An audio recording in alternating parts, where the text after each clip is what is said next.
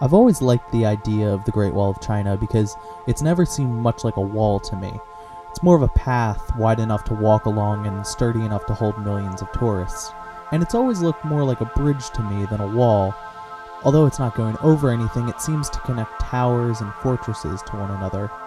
Of course, this idea of it merely being something to walk along comes from the perspective and the almost century-old history of tourism at the Great Wall of China. I picked up this Great Wall of China Lego set for half price in Target's clearance section. It's part of the architecture line, which features sleek and simple depictions of some of the world's most recognizable buildings and monuments. This collection of Lego sets pays homage to the design and structure of these icons and marvels. And once built with their monochromatic schemes and small scale, they're quite pleasing to look at.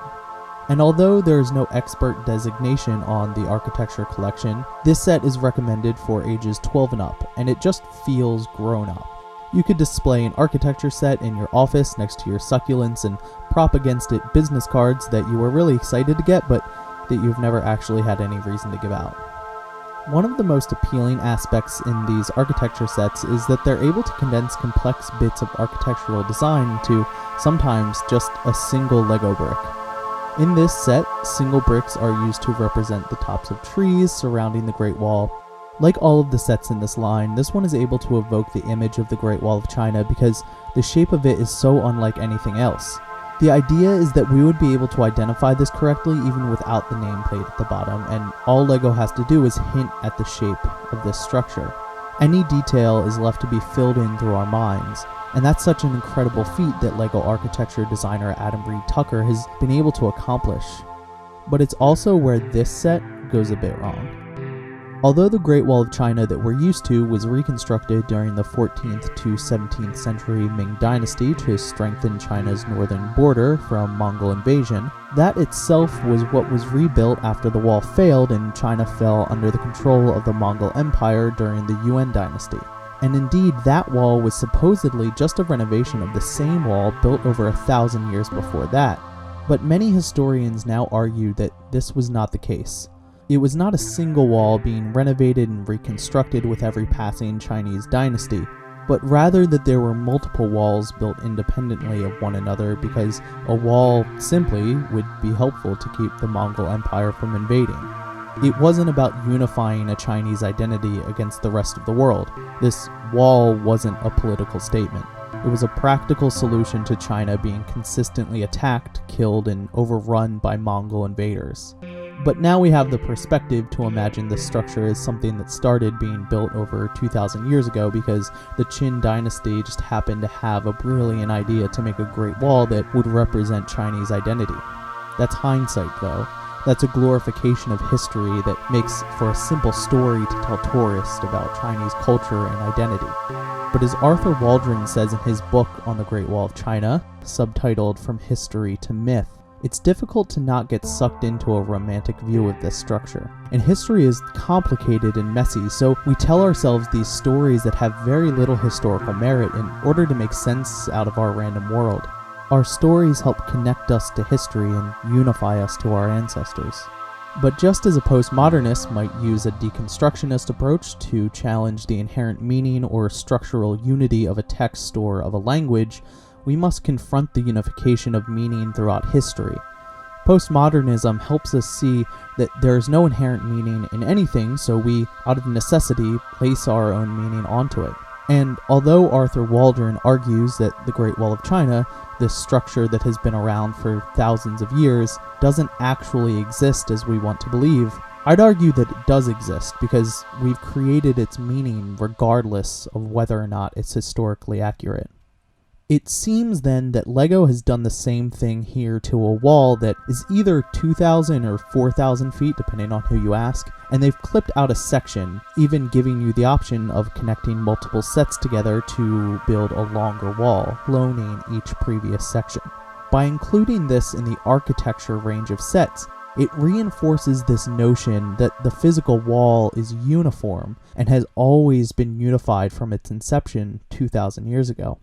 By simplifying the architectural design of the Great Wall of China, history is being erased and war is being glorified. This gorgeous box and instruction booklet provide historical context to the Great Wall of China. Unfortunately, it tells the nice story of how the wall was begun 2,000 years ago and China was never the same since. But it goes on, and this is a quotation here, "While foreign travelers have always marveled at the Great Wall, the Chinese themselves only started to appreciate the massive structure midway through the 20th century. This was partly due to the historical, financial, and human cost of building the wall. Heavy taxes had been imposed to pay for it, and it's estimated that hundreds of thousands of soldiers, laborers, and convicts died during its construction, but also because it had failed to stop the invasions it was built to hinder."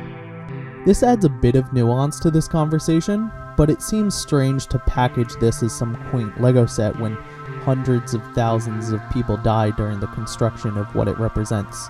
Of course, we shouldn't erase history that makes us uncomfortable, but it does seem problematic, or at least odd, to celebrate it.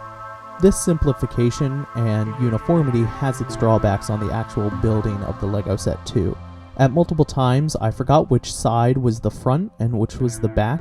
Because it's meant to be seen from all sides, I guess it doesn't really matter, but when I got to the end, I put the nameplate on the wrong side. Again, it's not a big deal, but it made me wish for some color variation in the greenery around the wall or in the wall itself. Also, if you don't like building the same component over and over again, then this isn't the set for you. After completing this set, I didn't feel fulfilled in the way that I normally do with pre-designed Lego sets. It just felt as though I made a pile of green Lego bricks and the same piece of wall 13 times. An argument against this might be that that's just how the Great Wall of China looks. It doesn't have much variation in the touristy sections.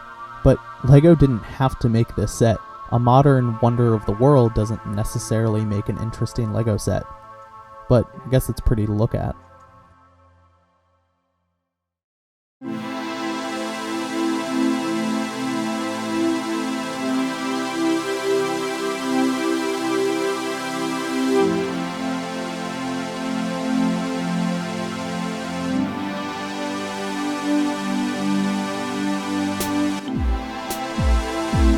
When you build one of these architecture sets, you typically get to make the entire structure. As mentioned, it will be in much less detail, but you will get to build a whole-scale Lego model of the Eiffel Tower or the Empire State Building. But with this set, you get just a small piece of it, leaving it to the imagination to fill in the rest. What's ironic is that by not creating a whole structure, it's implied that the rest of the actual Great Wall would be uniform with that little bit that you've created. But as I mentioned, it's hard to not get swept up into the magnificence of the actual Great Wall of China. And it's that magnificence that I don't believe Lego was able to capture. I give the Great Wall of China Lego architecture set 2 out of 5 stars.